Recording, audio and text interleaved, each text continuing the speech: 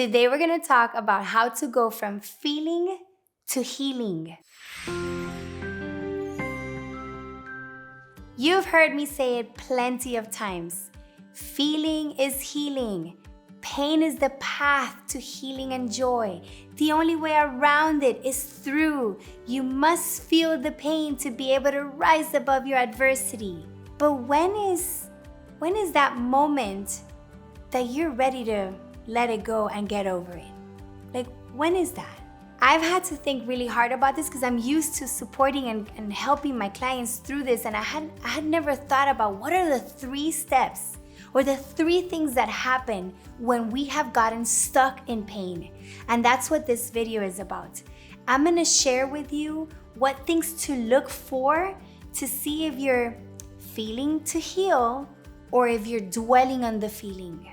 And I'm gonna use my story to illustrate this. When I lost Fofi, I was grieving, and the grief that I was experiencing was healing me. But it got to the point that I remember thinking, like, I'm never gonna be happy again. And that thought and those words have no hope. Those words suggest that pain is the destination. I'm never gonna be happy again. I'm always gonna feel this pain inside of me. Those words, when you find yourself saying things like, I'm never gonna be able to, I'm always going to feel, like whenever you find that expression come out of you, or at least be experienced in your thoughts, you're seeing pain as the destination, and pain is always the path, never the destination. So that's when hope was removed. If you have pain as your destination, number 1, you're stuck in your pain. And pain is whatever you want to call it, whether it's a grief or a pity party or unforgiveness or resentment, whatever it is that you're feeling. The second thing I noticed is you are stuck in pain when you've identified with the emotion. So for me, I had identified as a grieving mom.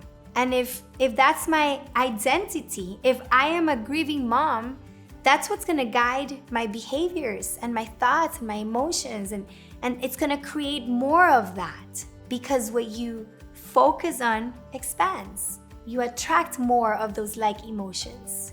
And the third thing was, I realized that grief was serving me. I was thinking that if I'm grieving, if I'm crying, if I'm stuck, then I'm loving my daughter.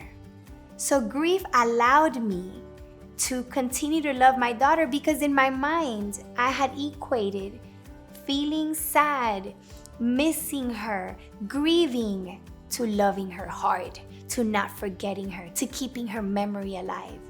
So when I decided to change those 3, to get unstuck, and to really start my journey to healing, this is what it looked like.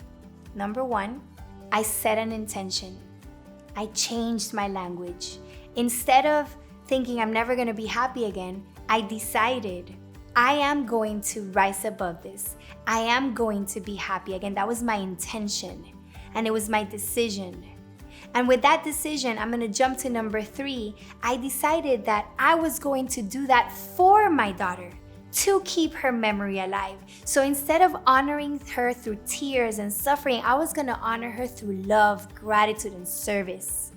So I was able to change, number 1, the pain as the destination. Now pain wasn't the destination. My destination was joy and service and gratitude. And I connected that to my purpose. So I connected that to number 3. Instead of honoring my daughter through the suffering, I honored her through love and service. And then number 2, I reframed, I changed my story. I was no longer identified with the griever, with the emotion.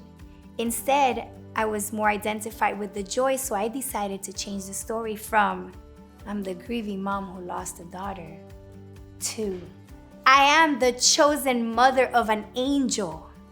And that story, that new way of looking at my reality, changed the experience, got me unstuck from pain. It no longer served me.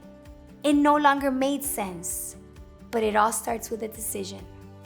So if you've been grieving long enough, if you have identified with your pain, with your failure, with your guilt, with your shame, whatever it is that you're struggling with, there's a choice to be made.